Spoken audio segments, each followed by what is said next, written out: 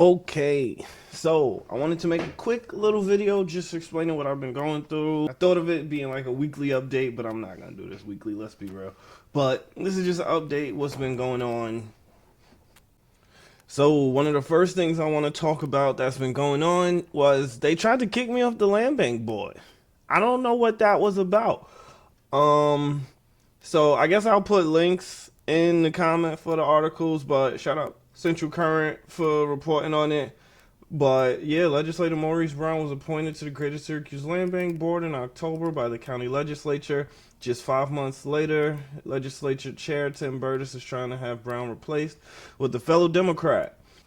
The article talks about it at length, but pretty much they tried to get rid of me to put Dan Romeo on the board. Legally, they can't remove me though, unless I commit a crime or I wasn't doing my job on the land bank. Those are some pretty harsh accusations to me, to be honest with you. So yeah, I really took offense when this happened. So I think I know why it happened. That was like the big question is why. So if you look 2 days later, they pulled it. Didn't really give a reason as to why. It just pulled. Wasn't that thrilled with my fellow legislator in the Dem caucus. I don't know why they was trying to remove me. I really don't. So the answer could be that, the land bank is starting to explore some shit that I'm really interested in. There's another article talking about Invest Syracuse, which is worth looking into. Way too complicated to explain, but it's a mechanism that will allow Syracuse to build housing at scale. That could be why. I don't think so. I don't want to go and make that accusation that because we're finally starting to do some work, they're like, he gotta go. What I think the accusation I am comfortable making is that I've been very loud and against the aquarium project, and they hate that. In January, Syracuse.com reported my letter to the editor, pretty much rethink the Inner Harbor Aquarium project. So I want to study the project. We don't know what's been going on. We don't know what's been built.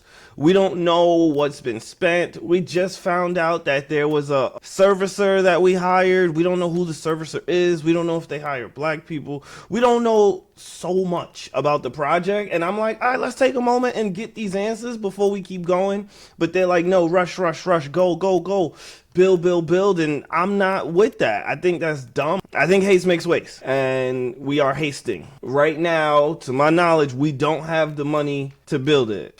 The project cost over $100 million. We made $6.5 million a pier out of nowhere, which honestly, I wanted to do a whole think piece on that because we used COVID money for an aquarium. $6.5 million of unspent funds. We just got unspent funds. Do you have a round number for how much old money is lying around? I don't have that necessarily available, Tim, but certainly there's a lot of old money lying around, right? A lot. Yeah, so So you can watch the whole press conference. He mentions it a couple times. There's money that can be used for any county purpose. The aquarium is a county purpose, so we were able to take $6.5 million and put it towards that. But we could use it for other stuff. We could use it for land. We could use it for poverty. We could use it for housing. We could use it for childcare. We could use it for transportation. We could use it for workforce development. We could use it for OCC. We could use it for SNAP, family and children's services. I'm gonna be chill, but that's a violent statement to be in the city that leads the nation in childhood poverty and just yeah, we got money lying around. I want to work with him on doing this. I don't think he's a bad person. I don't. Maybe there's some political thing I don't understand. Yeah, we're hurting right now, and this sucks. This sucks so much. I digress. Back to the video. Sitting around. Meanwhile, we lead the nation in childhood poverty. I'm not with that. That really don't sit right with me at all. At all. That we just had this money sitting and we didn't spend it. We shouldn't have had money just sitting around for this project. Any money that's gone unspent, to me, is a bad thing. We should have been spending. But I digress. We got $6.5 million from there. We got $86 million from the people. We got about $3 million from private donations. I should do the quick math thing on the screen. 85. 85. 1, 2, 3, 4.